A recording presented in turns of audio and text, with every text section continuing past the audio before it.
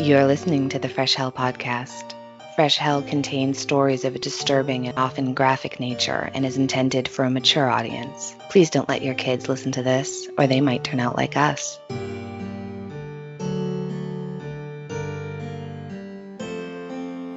Hi, I'm Annie in North America. And I'm Johanna in Europe, and you're listening to your favorite international podcast. The podcast hosted by friends who met online 6 years ago, started a podcast, got to know each other through COVID and all the other stuff, all the good and bad stuff, and still never actually met in person. Never have. Maybe never will. Who can say? Maybe. Hellions, you already know that a big part of what makes this podcast possible is our amazing patrons. And we just want to take a moment to say thank you. Seriously. Whether you've been with us since day one, or if you just joined to hear us talk about Victorian crimes and haunted puppets, we are so grateful for your support. Also, thank you to everyone who sent a one-time PayPal donation. That's also hugely appreciated. If you're not on our Patreon yet and you would like more Fresh Hell in your life, and I mean, who doesn't? Now is the time to join. We've got bonus content waiting for you. We have early access to episodes, strange side quests, and our true crime TV movie review series, Cinema Macabre.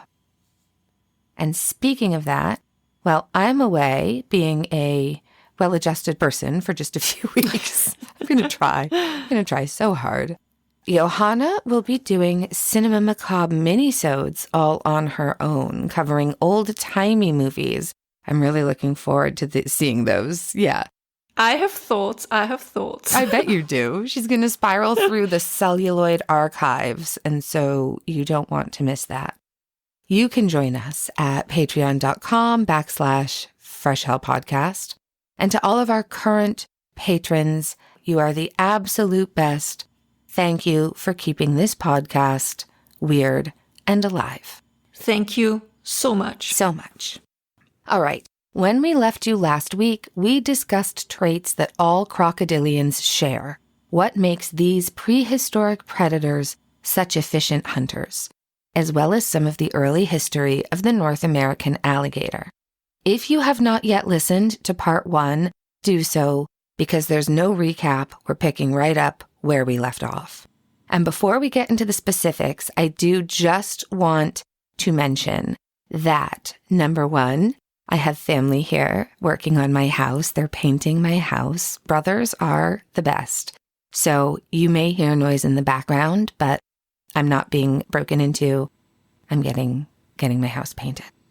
And also, this episode, before we get into these very tragic attack stories, we really, really need to warn some of our listeners that, unfortunately, today we're going to be talking about the death of a lot of children, because children are the most at risk for a crocodilian attack. And so we are going to be discussing the deaths of children today, and we are going to be discussing quite clinically the injuries caused by an attack on a child from a scientific paper. So keep that in mind as we go forward. Now, one thing we do have to quickly take care of is a little bit of myth busting.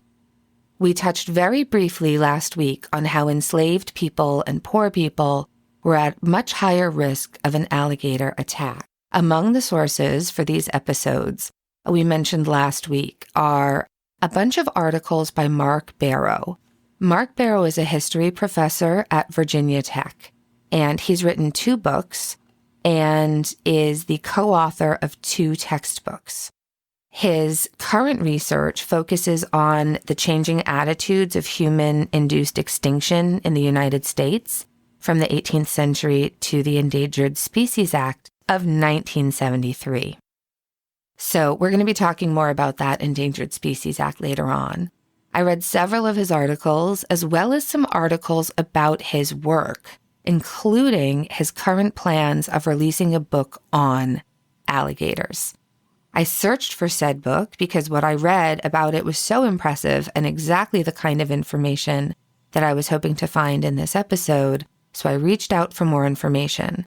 He very kindly wrote back to tell me that the book, which is tentatively titled Gator, The Making of America's Iconic Reptile from First Encounters to Florida Man, love it, is scheduled to come out in the fall of next year, 2026, with the University of Chicago Press. So I know I won't be alone in ordering that when it's available.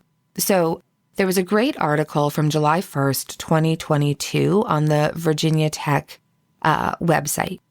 And it was their College of Liberal Arts and Sciences. And the name of the article is, quote, Fear or Revere. Virginia Tech researcher dives into the complex history of the American alligator. And it's by Andrew Adkins.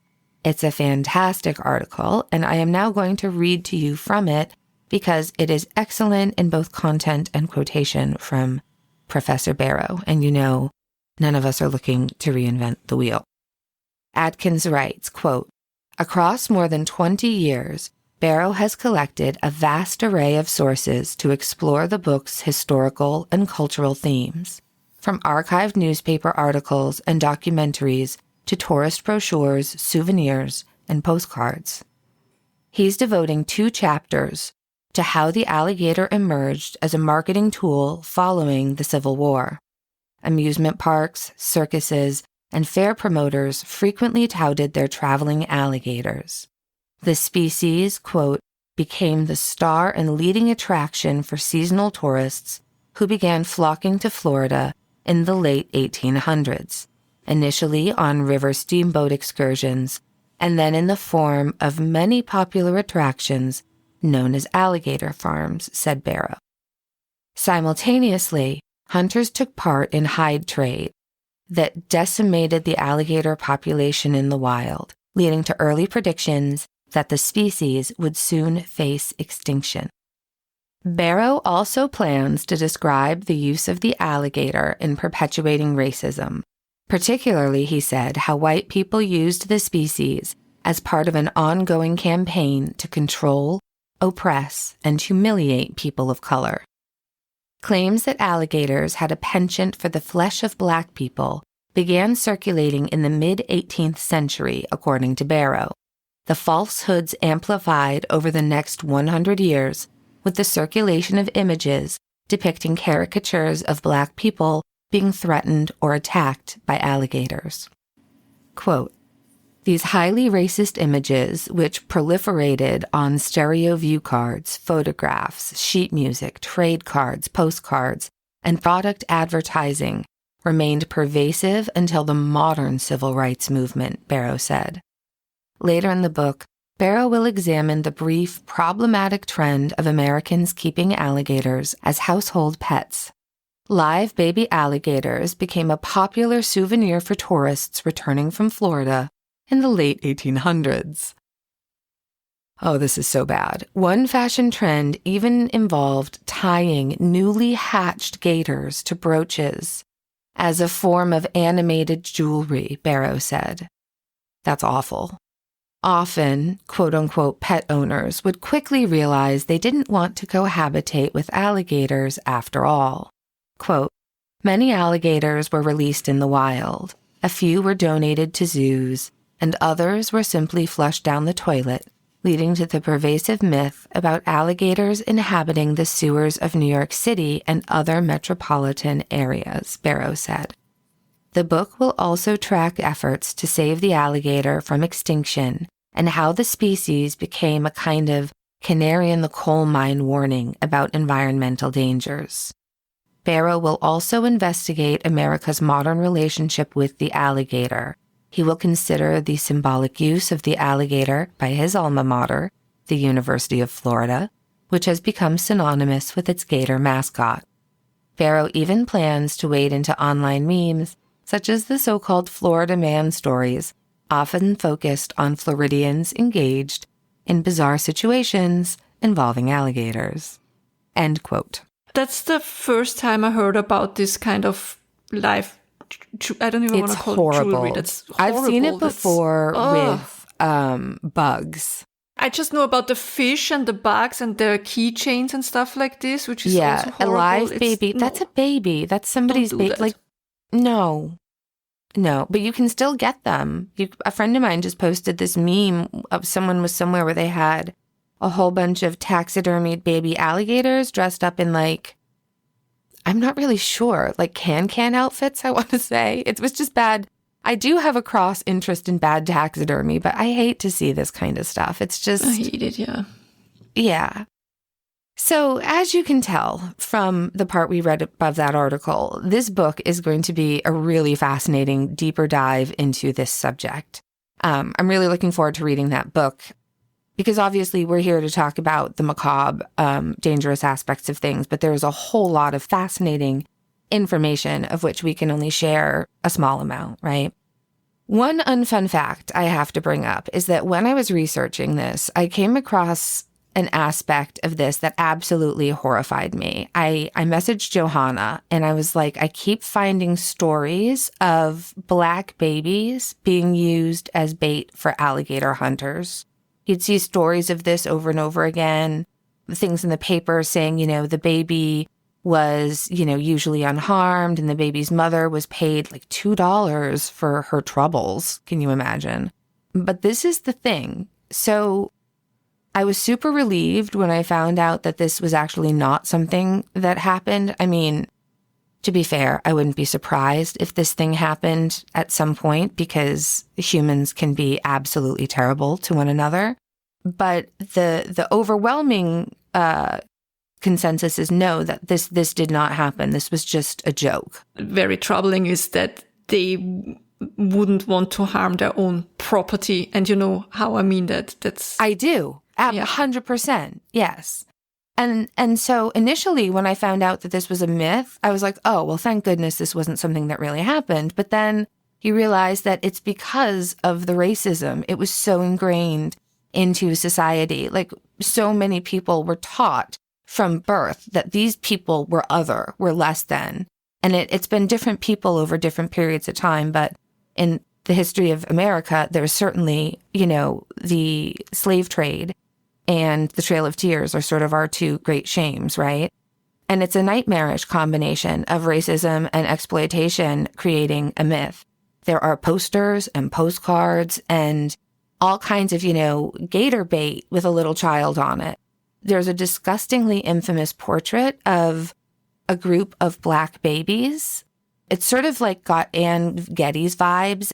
It's literally a group of just really adorable, beautiful babies. And then you look underneath it and someone has written in the margins, alligator bait. And then they signed it and numbered it and sold this as something that you would put into your house because that's funny. So that is a really unfun fact. But, we're called Fresh Hell for a reason. We're not here to tell you about all the happy things that happened in history. You've got your history books to tell you that. All right. So, as we said, 1800s and early 1900s, alligator hunting was for the most part unregulated. And they were hunted for their skin. We just talked about that, which was used to make leather. Everyone's heard of alligator shoes, alligator belts, alligator bags, which were very popular. I have a faux alligator handbag. It's not real alligator. Also hunted for their meat. They were farmed for their meat then as well as today. Have you ever had gator tail, Johanna, in Florida? No. It tastes like chicken. Surprise, right? But yeah, I thought it was interesting that it tastes like chicken after what we talked about last week in terms of like how closely related alligators and chicken really are. I was like, oh, that's why it tastes like chicken. In 1967, the American alligator was listed as an endangered species under the Endangered Species Preservation Act. That was the precursor to the Endangered Species Act of 1973. And so strict conservation efforts and protection of their natural habitat now helped the alligator population rebound very successfully, and the alligator was removed again from the endangered list in 1987 in most states. So that's great news. We talked at length at the end of last week's episode about how important they are to the ecosystem. So today it is legal to hunt alligator in several states in the United States, including Florida, Louisiana, Alabama, Georgia, Mississippi, South Carolina, Arkansas, and of course, Texas. There are, of course, regulations in each state, and they vary state to state. You're only allowed to hunt during certain seasons. You're only allowed to hunt a certain number of animals. There are specific licensing requirements and regulations for every state. So just do your due diligence and find out what you need to do to hunt if you are so inclined. As for mail-in alligators, that was indeed true. You could order live alligators through the mail as a pet.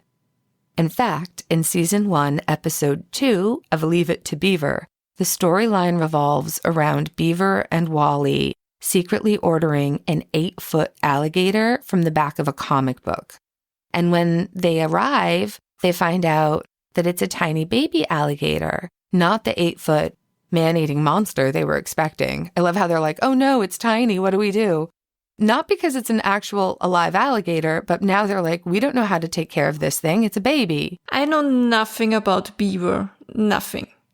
I don't even think the show ran here. But now I really would, I think it would have been a fun episode if they would have gotten the 8-foot alligator and it ate the beaver guy. It ate the beav. I don't know. I think it was a kid, right? It's a kid. Yeah. If the alligator did arrive and just Beav opened it up and it was just chomp. And then the next episode was like, what happened to the Beav? Where did he go? Nightmares. No, to quote the late, great Betty White in the cinema masterpiece that is Lake Placid, I'm rooting for the crocodile. I hope he swallows your friends whole. Like, that would be a fun cinema macabre movie to discuss together. That's true. I watched a video where an alligator wrangler from Florida, I think he's from Florida, is discussing films that feature alligators as like the villain. And he said Lake Placid was actually pretty damn accurate. There's a list in our sources for this episode of all the documentary and film stuff I watched on YouTube. Often on days where I just absolutely cannot get out of bed, I like to couch rot and just binge watch anything I can find on YouTube about the subject that I want to talk about. It's a good basis. So, of course, we'll link to that in the sources of all of this if you want to watch that playlist. But needless to say, there were mail-order alligators, and that brings us briefly to the topic of alligators in the sewer. And yes, people did occasionally find alligators in the sewer. But these were rare, isolated instances. In 1927, a city worker in Pittsburgh, Pennsylvania, was working when he felt a set of sort of evil-looking eyes staring at him. He then removed a 3-foot alligator from the sewer pipe and brought it home with him. That's my favorite aspect. Obviously, that's what you do. What else would you do with the 3-foot alligator? Honey, I'm home. Got the kids a pet. And there's no follow-up on that. I don't know. Who can say? That's crazy. Right? On 7th of March, 1984, firefighters in Paris, and I mean the OG Paris here in France, captured a Nile crocodile in the sewers beneath the Pont Neuf bridge, weighing at least 200 kilograms or 440 pounds, and measuring at least 3 meters or almost 9 feet. And they named her Eleanor and relocated her to an aquarium where she spent the rest of her life. So that's nice at least. And in 2010, the NYPD apprehended a 2-foot or 0.6 meters alligator in Queens, but these were, as Annie said, isolated events and not colonies of wild alligators taking over the sewer system anywhere. At the end of last week's episode, we briefly mentioned horrifying attacks that took place in the mid-1950s. One of those were the death of 9-year-old Alan Rice. Alan was the only son of his divorced parents, and he lived with his mother and stepfather in Eau Gallie, Florida, a neighborhood in the city of Melbourne. I love how you just have all the cities. Yeah, we've stolen all of the names of other cities. That's right. If they're not Native American names, they're stolen. They're all stolen. It's fine. So this is on Florida's east coast, south of Daytona and Titusville, where the Space Coast is, but north of Fort Lauderdale. It was an independent city in Brevard County from 1860 until 1969. And so in the afternoon of 30th of June 1957, he went outside to play and he never came home. A frantic search by his dad and stepdad and neighbors led to the discovery of his bike near Horse Creek, very close to his home. And this led to a massive search and recovery operation. The military got involved and there were thousands of people searching for any sign of Alan until his body was spotted by an air patrol and recovered on Sunday, 2 days after he had gone missing. A further search led to the killing of an 11-foot gator whose autopsy revealed the remains of Alan. And as you might imagine, Alan's grief-stricken father and stepfather made comments that they would be hunting every last alligator in the area to ensure this didn't happen to any more of their children. And I, as much as I love animals and don't want to see, I can understand the sentiment there. Absolutely. I think it's a natural response to something. Like, this is a feeling that's natural. That's right. Have. And I think that also when that did take place, there were a bunch of alligators that were caught, but they weren't euthanized. A lot of them were caught and relocated to more wild areas of, but this is the problem. This is the problem that anywhere in the South that has alligators is going to constantly run into is as you take more and more of their home, you're going to find more and more of them on your front lawn. You know, there's just, it is what it is, right? Absolutely, yeah. A more recent and very, very shocking death. This is one that I think most, I don't know if it made the news around the world, but I wouldn't be surprised. No, I think most remember that one. Yeah. So this took place at Walt Disney World at the Grand Floridian Hotel, which is, of course, modeled after the famous Hotel del Coronado, which we covered a few years ago. The Grand Floridian, I think this might have changed, but from my memory of Disney, I think the Grand Floridian is like the nicest hotel. And I have always, always wanted to stay there, especially since going to the Dell. It's very expensive and I can't afford it. So I'm telling you this because after this event happened, there always is, right? Anytime a tragedy happens, there are those people who just can't help but say, well, the parents should have done this, or they should have done that, or whatever, because it somehow makes them feel like they're never going to be in that situation because they know better, right? But that's bullshit. And I just think that this is the kind of terrible, tragic thing that could happen to anyone in any of these states. I cannot stress this enough, right? So I get why people let their guard down. They're at a very high-end resort at Walt Disney World, on Walt Disney World property. The family were from Nebraska, so not a particularly gator-aware area, although when I asked a bunch of people I know who are from Florida what to do in the event of an attack, they were almost all wrong. So, you know, no one knows all this information. That's part of why we're doing this. So, June 2016, the family is on vacation with their 2-year-old son and their 4-year-old daughter. And their 2-year-old son, Lane, was playing at the shoreline of the Seven Seas Lagoon. His sister and both of his parents were nearby. They'd spent the day at the parks, they'd watched the Magic Kingdom fireworks and a movie at the resort. And so it's around 9:30 at night when all of a sudden, 4-year-old Lane is grabbed by an alligator estimated to be between 4 and 7 feet long, and is suddenly gone. His father immediately launched himself into the water in an attempt to rescue his son. But by now, you all know how utterly unmatched a human is to an alligator, especially once you're in the water. And the alligator, with his son in his jaws, was gone in an instant. It's hard to imagine anything more horrific than that. Authorities were able to recover Lane's body intact, and his cause of death was likely drowning by the alligator. This was the first attack in the history of the park. A number of alligators were caught and euthanized, and officials believe that they caught the animal involved in the attack, but they can't be 100% sure because thankfully the child was found completely intact. And, you know, normally the way they Normally, the way they confirm suspicion is through the autopsy of the alligator. I think, because this is how my brain works, so I've been thinking about this particular attack on this child quite a lot.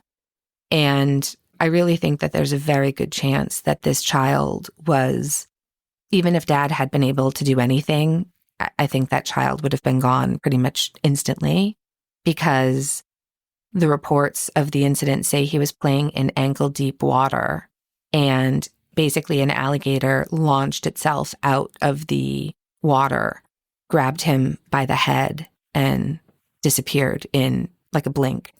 And so knowing what we know about the bite force of an alligator, I actually think there's a really good chance that kid had the absolute best day of his life at the parks, with his sister and his parents, and had no idea what even happened.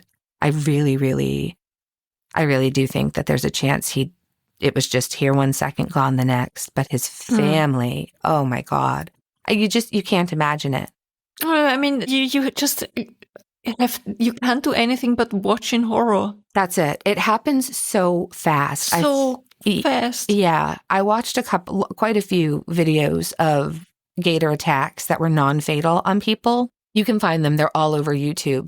And the thing that's overwhelmingly surprising is how fast it happens. Like, you really have to go back and watch it in slow motion. We talked last week about how very, very fast these animals are. And it's not a lot of people are like, well, why didn't you fight it? And it's like, there's no chance. It grabs what it needs. And if it's something small, like a child or a dog or a cat or a smaller person, then it's gone. You have no chance, And so when this all happened, there were signs that said no swimming, but he wasn't swimming. He was splashing right at the edge of the water, right? And of course, we know that's exactly the kind of thing that's going to attract an alligator, because if something's splashing around, they're going to think it's injured prey, easy prey. Same thing as attracting sharks, right? If you're making a commotion, you're going to draw predators. There are signs now, in addition to the no swimming signs, warning visitors that the reason you shouldn't swim or go near the edge is that because there are alligators in the water. And Disney has also installed fences to protect people who maybe don't see the signs, as well as a lighthouse in memory of Lane. The most important thing you can do is just remember the stories of these children and their families so that you know what to watch for in places where crocodilians live. And I think it's also really, really important to remember that while we're talking about fatal human interactions with these animals, we remind you again, like we did in the shark episode, that you are far more likely to be killed by a cow or by your neighbor's dog than you are by an alligator. Because when you think about how many alligators are actually around you all the time and how few relative unprovoked attacks there are, But history is littered with articles about alligator attacks. So, this article is from August 18th, 1899, which was a Friday, and it's from the Muscatine Semi-Weekly News Tribune. And you can find it on page 8, and it's titled, "Boy Killed by an Alligator." Quote, Jacksonville, Florida, August 17th. The long-entertained conviction that alligators are harmless was painfully shaken when Delano Wood, 16 years of age, was attacked and killed while swimming in a small creek near this city. While in midstream, he was attacked and was being borne off in the jaws of the alligator when a brother came to his rescue and fought off the brute. He lived, but a short while after reaching shore and died in great agony. End quote. And another well, there are so many articles, but we just pick two to kind of represent the vast majority of these articles. So this one is from the Ferris Tribune from Logansport, Indiana, Monday, June 6, 1988, page 1. Titled, "Alligator Kills Girl." Quote, 4-year-old was pulled in Florida pond. A boy who watched a 10.5-foot alligator leap from a pond and kill his 4-year-old playmate said it seemed like a dream until she disappeared underwater screaming.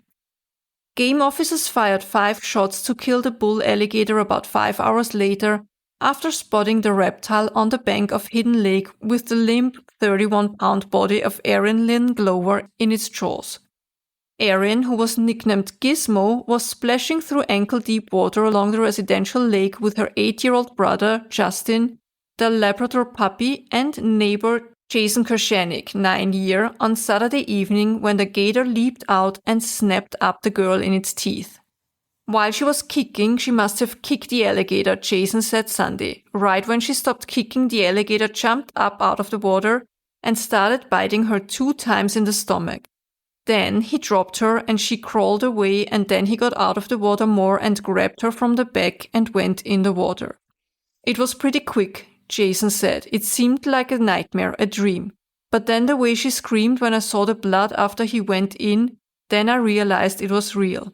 Alligators tend to pull their prey underwater, drowning them and stashing the body for later feeding, wildlife officials said. She's just a precious-looking girl. She's going to be missed, said Charlotte Kershanik, Jason's mother. People will be a lot more cautious, Mrs. Kershanik added. A lot of them are aggravated because they've complained about the alligators being here. But nobody does anything. They ought to have the ponds fenced in. Richard Latarski, a 64-year-old retiree, said he telephoned the State Game Commission 2 years ago and asked them to get rid of the alligator that killed Erin. It had killed ducks and turtles in the neighborhood for at least 5 years, he said. The commission, Latarski said, rejected his complaint and told him the alligator wasn't causing any menace to anyone. Commission spokesman Lieutenant Jim Ferrier said Sunday that he had no record of Latarski's complaint. Erin's death was the 6th fatality and the 46th unprovoked alligator attack in Florida since 1948, Ferrier said. Alligators have been a protected species in Florida since the mid-1960s, when their population dwindled after years of vigorous hunting. But in recent years, it has become clear that the species is in no danger of extinction, Ferrier said. State wildlife experts estimate there are 1 million alligators on 6.7 million acres of land. On September 1st, for the first time since 1962, the state will hold a 1-month gator hunt in which up to 3,000 will be taken. They occupy pretty much any body of water that would look like an alligator lives there, and lots that don't, Ferrier said. The small man-made lake was a popular spot for children, even though it was full of alligators, residents said. All the kids around here played around all these lakes, said Erin's stepfather, Ty Bounds, outside the family's home. I don't think anybody took the alligators all that seriously. It was a shock. It will be a while getting over it, Bounds said. End quote. That is about the worst thing you can imagine. Yeah. That is straight from a horror movie. And we have an article that we'll share that we just read to you, has a picture of this little girl who was absolutely beautiful, as well as the alligator that they caught. It's just so sad. There was also just recently a very, very tragic and highly publicized event this past spring where a couple in Florida were out either kayaking or canoeing. And as we said last week, alligators are masters of disguise in the water. And it seems like the couple went over a submerged alligator. She did. And it startled the alligator, who reared up and lunged. And then as the woman fell into the water, it grabbed her and disappeared in the blink of an eye. And it was difficult for her husband to even have time to react. So that was a terrible recent passing as well. We have so many more stories about alligator attacks than we do about the black caiman. But the black caiman is, believe it or not, the bigger, more dangerous animal. So now we need to get in and talk about the very largest member of the Alligatoridae family. Okay, so we're moving on to the black caiman. It's the largest species of caiman and larger than the North American alligator, sometimes reaching length of over 16 feet. How many meters are that? That's over 3 meters. No, over 5 meters. 5, yeah, that makes sense. Yeah.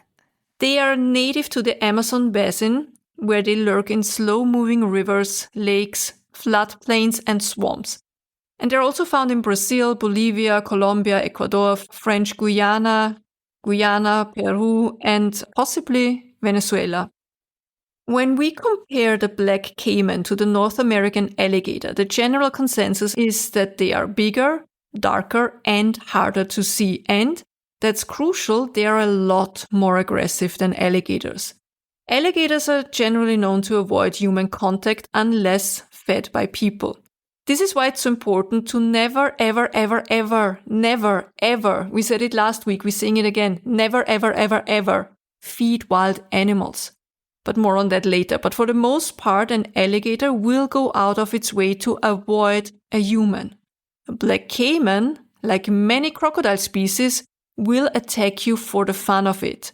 Adult black caimans typically range from 2.2 to 6 meters, which is 7 feet 3 inches to 19 feet 8 inches in length, with some old males exceeding 5 meters. So that's 16 feet and 5 inches. That's huge. Yeah, those are huge. And it seems like the big boys are relatively all over 16 feet or 5 meters, you know, and then you get these giants that are, yeah, scary. So yeah, as I said, they're most common in Brazil, in Peru, in Bolivia, and their dark, almost black coloration provides camouflage in nighttime waters and helps regulate body temperatures. As apex predators, they feed on a wide range of prey, even larger creatures like deer, for example. There have also been reports of them taking anaconda and jaguar as prey, as well as livestock. Yeah, it reminds me last week of the stories of early Florida settlers and ranchers who were reporting that, like, an alligator took my cow, an alligator ate my ox. Not an alligator, they're so docile. Right. It reminds me of the Jersey Man-Eater episode when people thought it was a sea turtle eating people because it couldn't possibly be a shark. We know sharks don't eat people. Absolutely not. All right. It's so true. Let's run through the black caiman in relation to the Amazon River basin creatures they cohabitate with. So let's look at the predators, the ones that also go after black caimans if possible. We have the jaguars. They are the most significant predator of juvenile and subadult black caimans. There's also large snakes like anacondas. They may also prey on smaller caimans. And, wouldn't you believe it, it's also birds of prey that may target very young caimans. And then we have other omnivorous mammals like wild pigs, for example. They can and will prey on vulnerable caimans as well. And of course, never forget the humans, because they hunt black caimans for their skin and meat. That's right. And we talked last week about how vulnerable the babies are. Yeah, exactly. So we are talking, it's not the adult, well, except for the humans. I think humans are the only ones that go for the big boys. Sometimes the jaguars and anacondas, but once they get to a certain size, they become jaguars, anacondas. Yeah, I think once they're 16 feet, they're pretty much safe. Yeah, jaguars, anaconda, and caiman are like the holy trinity of nope. In the Amazon River Basin. Like, I love all of them. I would love to see them and you know, but those are the three things that you really don't want to mess with. Then what is the prey of the black caiman? Well, obviously fish, reptiles, birds, just like the alligator. Mammals, they can hunt a variety of mammals, including deer, capybaras, not the capybaras, and livestock, you know, pigs, cattle, horses. They will absolutely go after monkeys and sloth. Well, the monkeys are a little bit harder to catch, I think. Probably. They go after snakes, even including anacondas and boa constrictors, and river dolphins. There are reports of black caimans preying on Amazon river dolphins, also called botos. So where is the black caiman found? And respected and feared for the matter? We found a journal article in volume 22, issue 1 for Wilderness Medical Society entitled Fatal Attack on a Child by a Black Caiman. And it's written by Dr. Vidal Haddad Jr., PhD and MD, and Dr. Valdicler Cardoso Fonseca, also an MD. We'll link to the full article in our sources, of course, but when discussing the death of a child, taken in this manner, it's sometimes easier to be very clinical about it.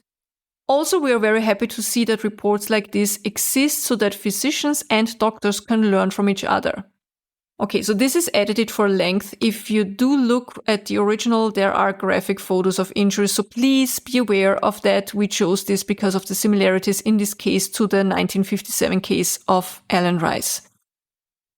Quote, "We describe a fatal attack by a black caiman on an 11-year-old child with comments on the reptile's aggression mechanism and the conditions under which this kind of incident takes place in the Amazon region. The spectacle and especially the black caiman are associated with most predatory attacks on humans seen in South America.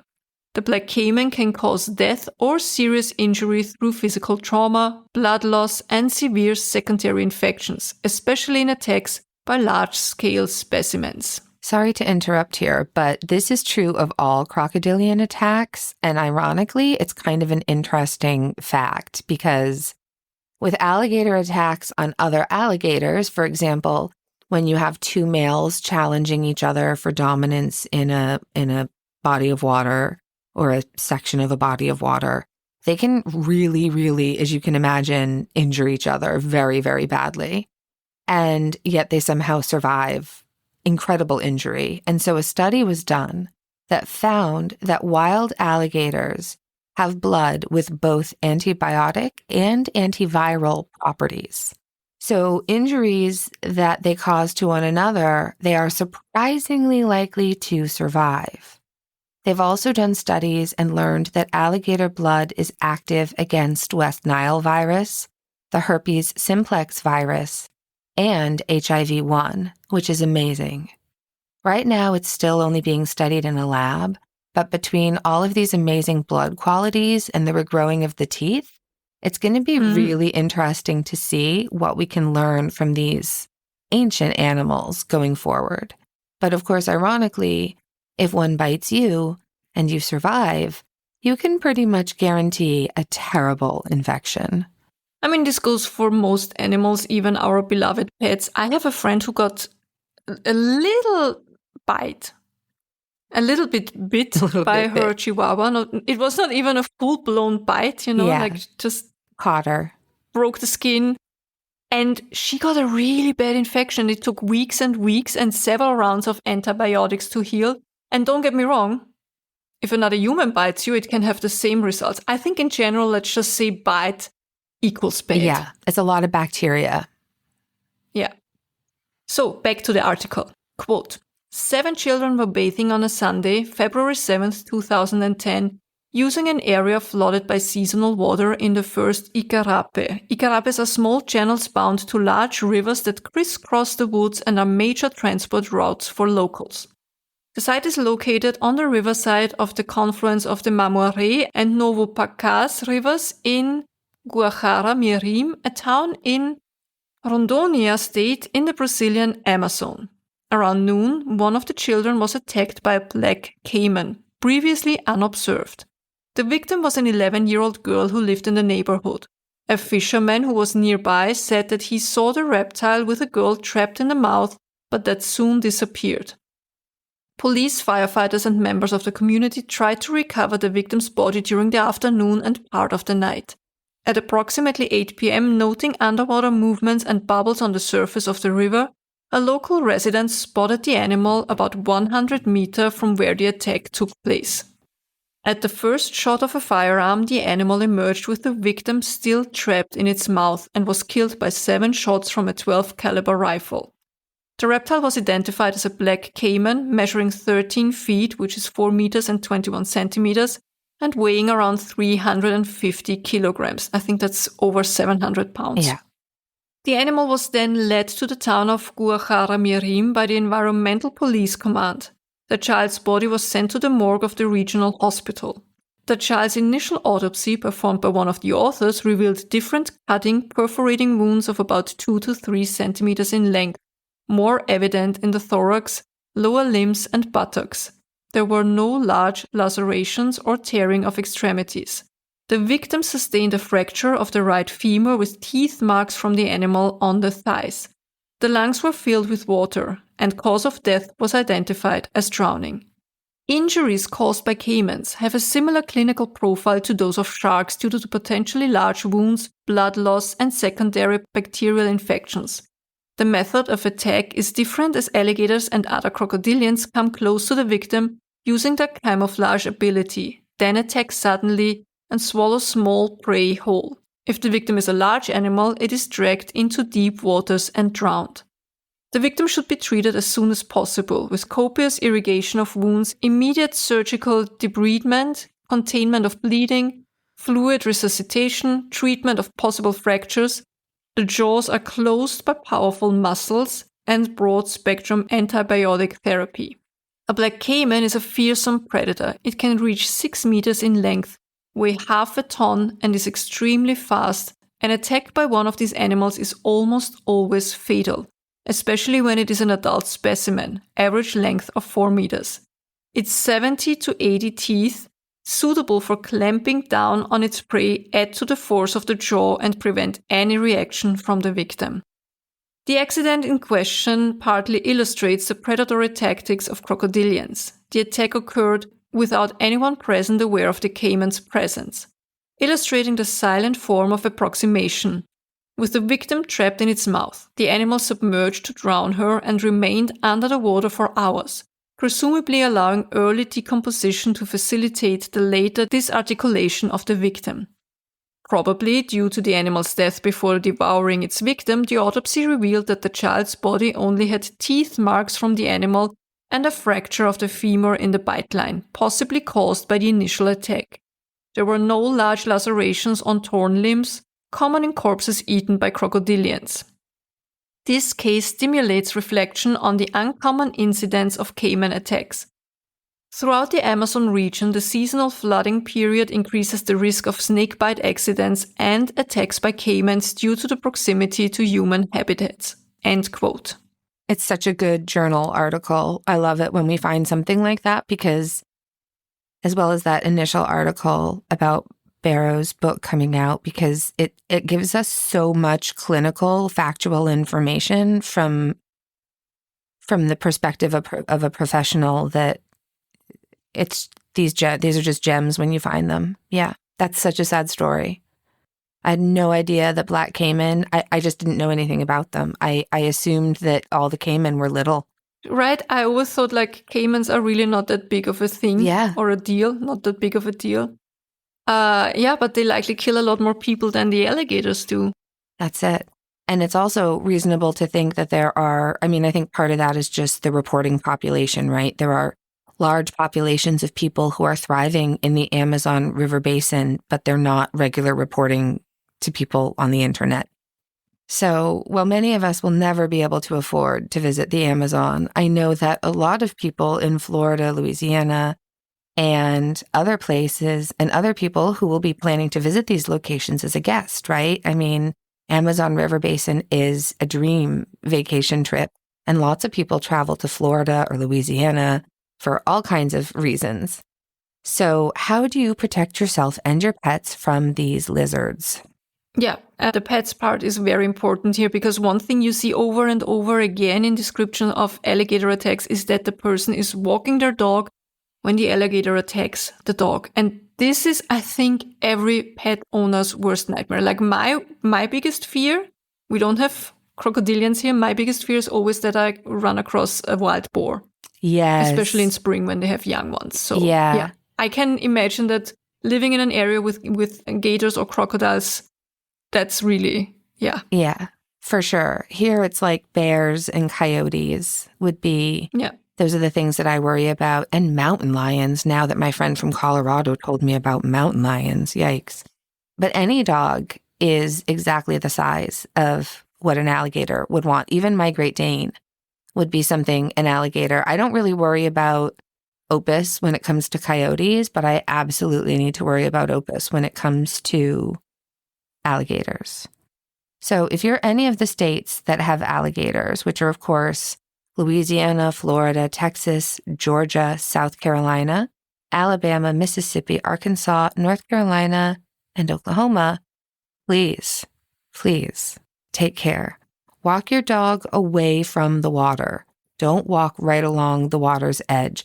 And don't let your kids or pets play at the edge of freshwater areas. As we discussed, alligators are masters of disguise, and children and dogs are exactly what they're hoping to find for a meal.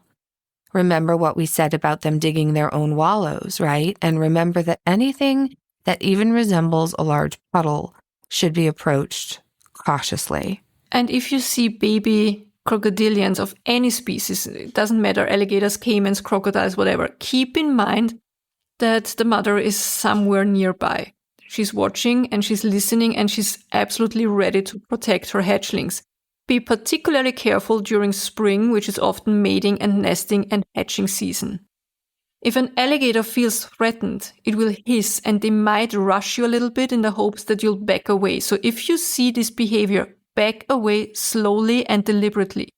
If you flail and panic, they might also panic and they will charge you. Crocodilians all feel more vulnerable on land, so try to not come between an alligator and the water. Get out of the way so that you're no longer an obstacle to their safety.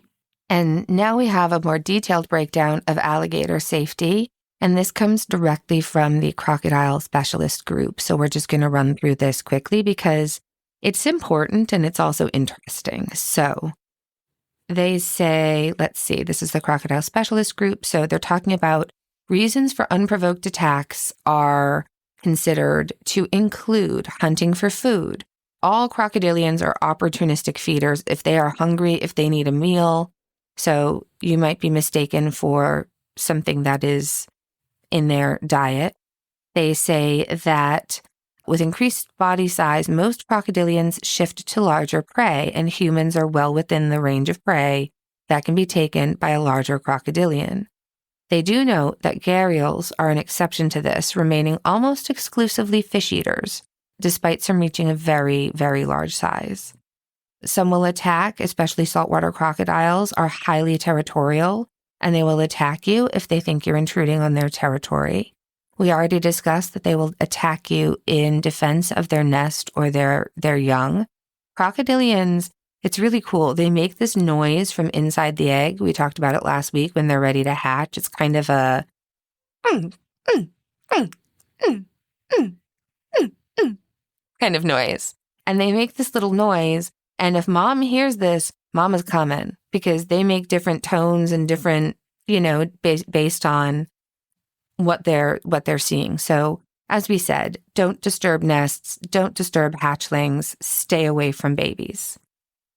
Mistaken identity, of course. It's possible, they say, some attacks are directed at dogs or other domesticated animals accompanying people. Like we said, this happens all the time, and it's awful. And sometimes you're able to rescue your pet from the alligator, and that's great. And sometimes you're not, and sometimes everyone dies except for the alligator. So just don't get yourself into that situation.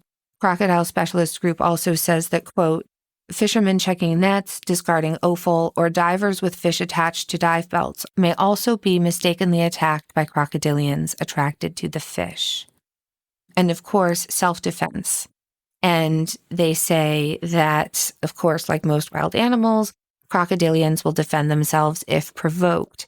And this may be unintentional. So that's the example we just gave that happened recently to that couple that was kayaking, right? They didn't know that they had gone over the alligator. All right, now let's talk quickly about safety tips that you want to take to ensure that you are not going to get bitten. Again, I'm just taking this direct from the Crocodile Specialty Group because they've made it very easy to look at everything in a concise way. So they remind you that, quote, crocodilians are opportunistic predators. They learn from experience and they have good memories. So it is not possible to predict how they will respond in all situations, right? They're smart enough to be unpredictable, which is what makes them dangerous. CSG says, quote, pay attention to warning signs and advice given by local experts and authorities. And they would like to remind you that, quote, crocodilians can move between different bodies of water, often at night. So be careful near all rivers, streams, dams, or pools, even small ones, if you're in the range of a crocodilian. This is so important, the absence of a crocodilian on one day does not always mean one is not present the next day. Crocodilians have been recorded traveling significant distances to very specific bodies of water timed to the day to coincide with fish migration and therefore easy feeding, end quote. So that quote from the crocodile specialist group, I was like, well, this makes them even scarier. Like, we already talked last week about how much smarter they are than we sort of give them credit for and how adaptable. And now I'm just getting more and more convinced that they're going to start moving north any day. They remind you that they can stay underwater for several hours, like in that case with the black caiman. So don't assume that one isn't present just because you haven't seen it. They can submerge themselves in 30 centimeters or just under a foot of water. And they're an ambush predator, and they're designed not to be seen. As we said, they often hunt around the water's edge, be alert on shore. A crocodilian can jump almost its entire body length out of the water and move rapidly over land for short distances. So always stay at least 5 meters from the water where crocodilians are present. They say never swim, dive, or enter the water for any reason in areas where alligators, crocodiles, caiman, anything are known to be present. You are not safe in deep water. Crocodilians can bite whilst fully submerged. And if you must enter the water, then please use extreme safety. Be careful, extra careful at night. Don't dangle arms, legs, anything over the side of a boat. If you've ever seen a crocodilian, an alligator especially, get fed, if you've seen Seaver when, feeding a crocodile, most of us are familiar. We talked about it last week about how they can press down with their legs and tails and launch themselves really high into the air. So don't dangle anything over a boat, And if your fishing line gets tangled in the water, normally you wouldn't recommend that somebody leave a hook in the water. But in an area where there are lots of gators, you're better off cutting the line because, as they say, your life is worth more than your fishing gear. And this is similar to camping. Don't prepare food, wash dishes, fillet fish, or leave dead animals anywhere near the edge of water or boat ramps or other access points. And don't feed wild crocodilians. Don't leave any food waste around in campsites. They will scavenge food from some distance from the water. Remember, they have a really good sense of smell. Don't ignore warning signs. As we said, keep pets and small children out of the water and away from the water's edge, as they are, I love this, crocodile specialist group says, they are an optimum size for being attacked and they cannot read. So your dogs and your children can't read the warning signs. You take care of them, please. Yeah. And it's a lot of stuff we've already talked about. And they remind you at the end not to ever try to catch small crocodilians because their mothers or other adults will be nearby.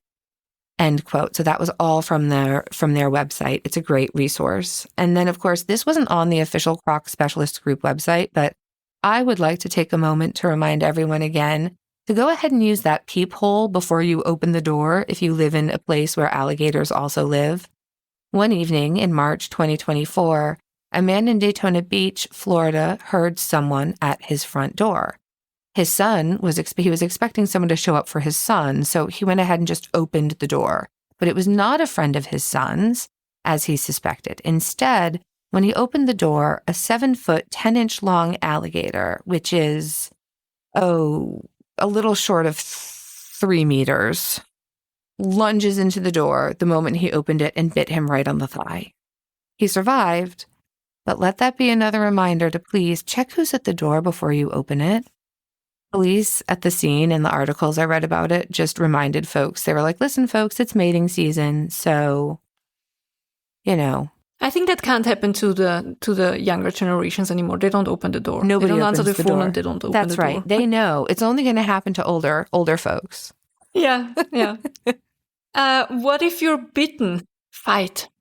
Fight like hell if you get the chance. Go for the eyes. Jam your fingers so hard into their nostrils they're forced to open their mouth and raise their heads for air. And then try to get out of their jaws. If you're underwater, try to get to land. Yell. Scream. Make it as hard and as unpleasant as possible to hang on to you. because they really don't want to expend more energy than they need to. If you witness an attack in the USA, call 911 immediately and report your location. Also, remember that paper about the black caiman. If you're with someone who has been bitten, control bleeding with tourniquets. And if you have any fresh water available, have the victim keep sipping it and douse some on those wounds ASAP while you wait for help. Yeah. If you only have a little bit of fresh water and the person is conscious, try to keep them sipping fluids to make up for the fluid they've lost. Yeah. But that's it, really. And, I initially intended to finish this episode with crocodiles, and I'll be back to talk crocs very, very soon.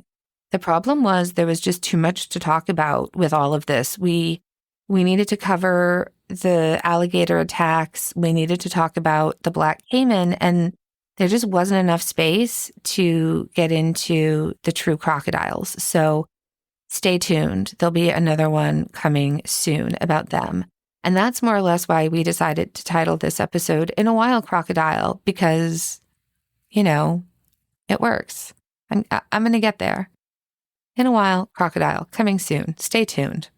We've already started to get some amazing emails, comments, feedback from everyone, memes in the Facebook group, people telling us about their favorite alligator stories. So please, this is amazing to us. We're loving every single one of them. And it would be so fun to do a listener stories like Croc Edition, because so many of you have stories that we want to read.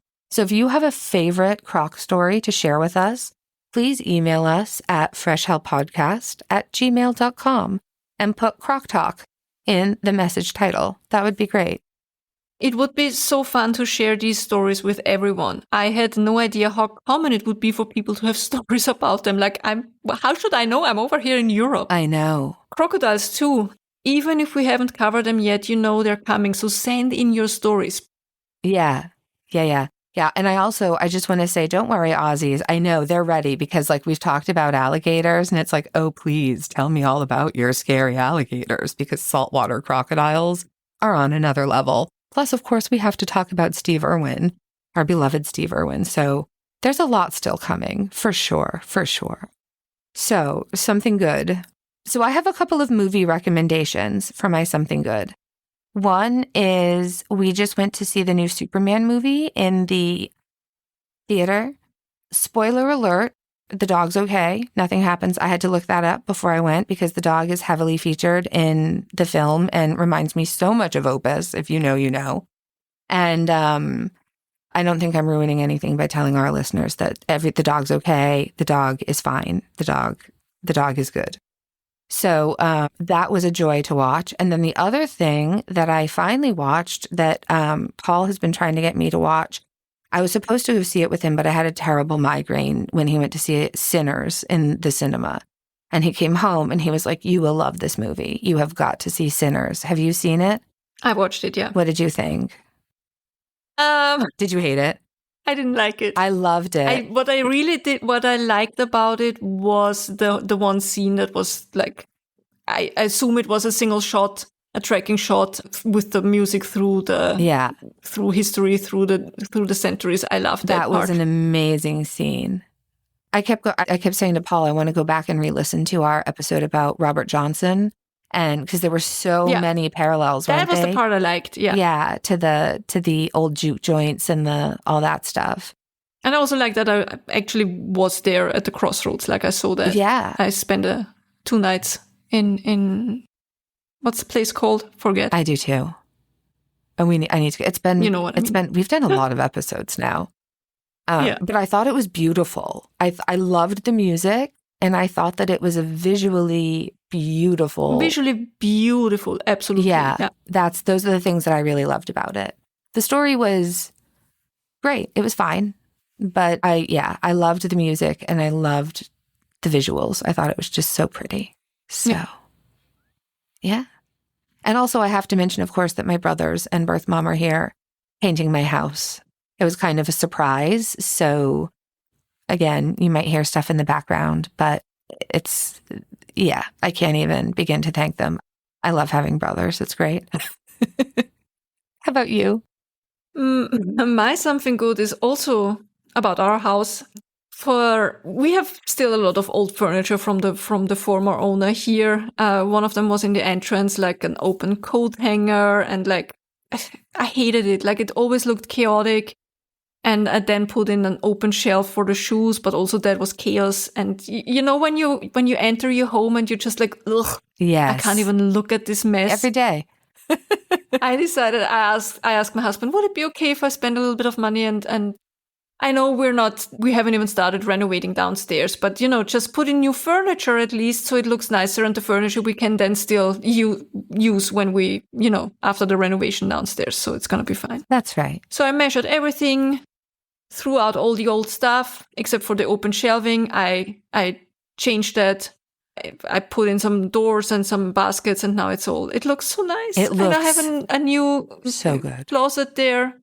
It's, and every time now I walk in, I'm like, oh, it's so pretty. It's so pretty. It's like sage green, which is my favorite color. Not because it's in now. I love that it's in now because now I can get everything in sage green. That color. Just like I also love that everything is like pistachio at the moment because I love pistachio. Mm-hmm.